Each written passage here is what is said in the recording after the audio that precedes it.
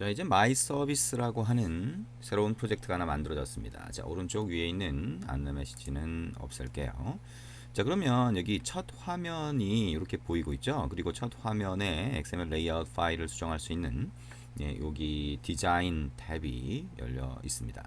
얘기했던 것처럼 우리가 서비스라고 하는 걸 먼저 처음에 하나 만들어야 되겠죠. 자, 그러면 서비스는 XML 레이아웃은 필요 없다. 자, 자바라고 하는 폴더를 열고요. 여기 이 패키지 이름 선택하고 오른쪽 마우스 버튼 눌러서 뉴로 갑니다. 자, 뉴로 가면 자, 얘기했던 것처럼 액티비티를 만들 때는 여기 액티비티라고 하는 것 중에서 선택을 하고요. 밑으로 내려가 보면 서비스라고 하는 게 있어요. 그래서 서비스는 둘 중에 하나네요. 자, 첫 번째 서비스를 선택을 합니다. 자, 이거 선택을 해서 보시면 이렇게 나오네요. 자, 클래스 이름으로 마이 서비스라고 하는 게 기본적으로 들어가 있어요. 자, 그냥 마이 서비스로 하나 만들어 볼 겁니다. 자, 그리고 체크된 게 있는데요. 이 체크된 거는 서비스를 매니페스트에 등록할 때 옵션입니다. 어쨌든 자, 피니시 한번 눌러볼까요? 자, 그러면 마이 서비스라고 하는 새로운 클래스가 만들어졌고요. 이 마이 서비스 클래스는 서비스라고 하는 클래스를 익스텐드 상속해서 만들어지는 겁니다. 그렇죠? 자, 그래서 서비스라고 하는 걸 상속했으니까 얘가 서비스가 된다라고 일단 생각할 수 있고요. 자, 여기에 매니페스트 밑에 안드로이드 매니페스트 XML 한번 열어볼까요? 자, 그랬더니 자, 이렇게 마이 서비스라고 해서 태그가 하나 추가되어 있고 마이 서비스라고 하는 게 아니 등록되어 있네요.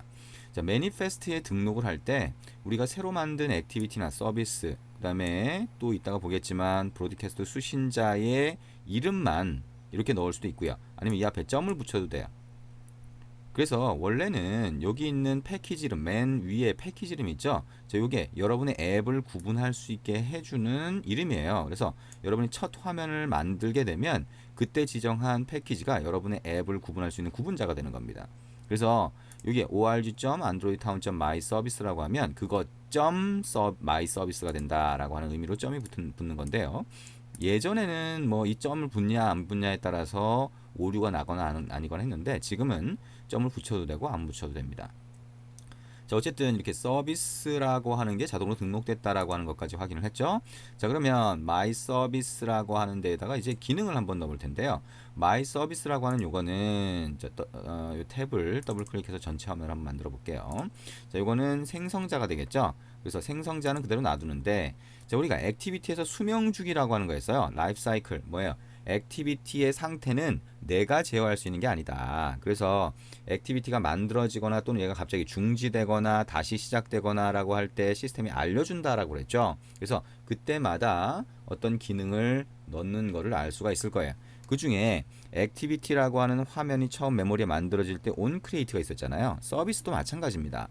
그래서 우리가 콜백 메소드 중에 몇 가지를 오버라이드 재정의를 할 겁니다. 자, 여기도 하나 이렇게 좀 보기 좋게 이렇게 띄워놓고요. 여기서 오른쪽 마우스 버튼 눌러서 자, 여기서 generate라고 하는 메뉴 누를 겁니다. 자, 그리고 여기서 선택을 할 건데요. override method가 있죠? 그래서 이거 눌러서 보면 자, 그러면 서비스라고 하는 클래스에 이미 만들어져 있는 메소드 중에서 우리가 선택할 수 있죠. 자, 그래서 onCreate라고 하는 거 선택을 하고요. 자, 그 다음에 여기에 onDestroy, onCreate가 있으니까 메모리에서 없어질 때 onDestroy가 호출될 수 있겠네요. 자, 그 다음에 여기에 onStartCommand가 있는데 요거까지 한번 선택을 해봅니다.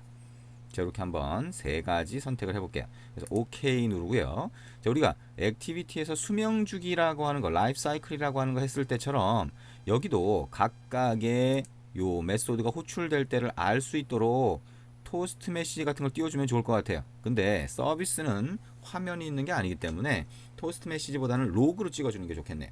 자, 우리가 로그라고 하는 거를 찍으려면 자, 로그 캣이라고 하는 탭으로 우리가 보이게 되는데요. 자, 그러면 여기다가 대문자 L로 시작하는 로그 이렇게 해봅니다. .d라고 하면 디버깅 메시지가 로그로 찍히는 겁니다. 그 다음에 여기다가 자, 어디서 찍는 거냐 라고 태그라고 하는 게 어디서 찍는지를 알려주는 구분자예요. 그래서 여기 마이 서비스에서 찍는 겁니다 라고 마이 서비스를 넣어주고요. 그 다음에 이 안에서 자, on create 호출됨 이라고 한번 넣어보자. 자, 그래서 자, 구분할 수 있는 태그라는 구분자 넣고 메시지를 넣어주면 됩니다. 자, 그래서 이렇게 넣어줄 수 있고요.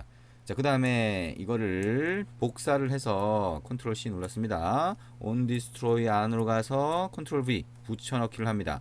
그래서 on destroy 호출됨이라고 하는 글자가 찍히도록 하는데, 자, 이걸 한 번 더 해볼까요? on start command도 있죠. 그래서 on start command라고 하는 게 있으니까 이 안에도 이렇게 해서 on start command 호출됨 이렇게 한번 찍어봅니다. 자, 근데 자, 이렇게 하다 보니까 my service라고 하는 태그 이름이 계속 반복이 되죠. 그래서 프로그래밍에서는 반복되는 코드가 있다면 그거를 별도의 메소드로 구분을 해주거나, 그죠? 분리를 시키거나, 아니면 이거는 그러니까 메소드 코드가 아니잖아요, 그죠? 그죠? 전체 코드가 아니니까 그냥 문자열이니까 문자열이 반복이 된다라고 하면 이거를 별도의 변수나 상수로 만들어 줄 수 있어요. 이거는 결국에는 변하지 않으니까 상수로 만들 수 있겠죠. private, 자, static, 자, 계속 사용된다라고 하면 static, 자, final, string이라고 하고, 자, 대문자 태그, 구분자라가 태그라고 그랬으니까요. 태그로 하고, 여기다가 my service라고 하는 문자열 상수를 하나 만들어주면, 그 다음에 이걸 어떻게 바꿀 수 있어요? 이제부터는 이거를, 자, 태그라고 하는 걸로 이렇게 바꿔줄 수가 있습니다. 그렇죠? 이것도 마찬가지로 태그로 해주면 한 번 만든 상수를 가지고 쓰니까 훨씬 더 효율적으로 쓸 수가 있겠죠. 자, 이게 로그를 찍어주는 방법입니다. 자, 그리고 이 로그를 찍어주는 방법이 이렇게 처리가 된다라고 했으니까, 자, 이제 서비스라고 하는 거를, 자, 이제 시작을 시켜줄 수 있겠죠. 자, 메인 액티비티 코드가 이렇게 되고, 자, 메인 액티비티 화면이 이렇게 된다라고 했으니까 여기 와서, 자, 글자를 딜리트 선택해서 없애주고요. 왼쪽에서 버튼을 하나 화면에 갖다 놓고 이 버튼을 클릭했을 때 서비스가 실행되게 할 겁니다. 그러면 텍스트 글자에 찍혀져 있는 거는, 자, 서비스 시작이라고 글자를 바꿔주고요. 자, 이때 온클릭 속성에다가, 자, 자, 메소드 이름을 집어넣어야 되겠죠. 자, 그러면 여기에 on 버튼 1 클릭트 입력을 하고, 그렇죠?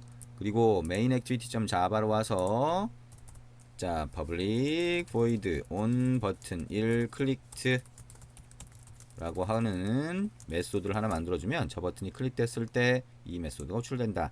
이제 굉장히 많이 반복을 했으니까, 자, 이렇게 아주 간단하게 버튼 이벤트를 처리하는 방법은 잘 아실 겁니다. 자, 그러면 서비스를 시작할 때는 액티비티를 띄우는 것과 비슷하다. 뭐죠?